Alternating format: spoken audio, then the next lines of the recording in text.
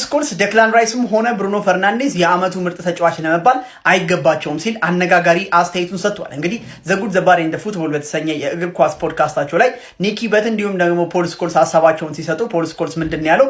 የአመቱ ምርጥ ተጫዋች ለመባል ዴክላን ራይስ ያን ያክል ቶፕ የሚባል ፐርፎርማንስ የአመቱ ምርጥ ሊያሸልመው የሚችል ፐርፎርማንስ አላሳየው። ብሩኖ ፈርናንዴዝ ደግሞ ፕሪሚየር ሊጉን ማንሳት አልቻለም። በኔ እይታ ጋብሪኤል ማጋሌሽ የአመቱ ምርጥ ተጫዋች ቢባል ቢያንሰው እንጂ አይበዛም። ምክንያቱም አርሰናልን በመከላከሉ በጀርባው ተሸክሞ ለዚህ አድርሶታል።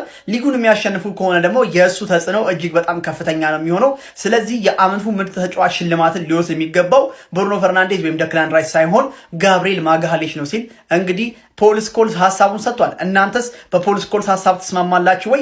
ዴክላን ራይስ፣ ጋብሪኤል ማጋሌሽ ወይስ ብሩኖ ፈርናንዴዝ ፕሌየር ኦፍ ዘ ሲዝን ማሸነፍ ይገባቸዋል? ሀሳባችሁን ኮሜንት ሴክሽን ላይ ያስቀምጡልኝ። እንደዚህ አይነት ምርጥና ድንቅ እግር ኳስ ቪዲዮዎችን በየቀኑ በየሰዓቱ ወደ እናንተ ስለማድረስ ይህንን ፔጅ ፎሎ ማድረግ እንዳረሱ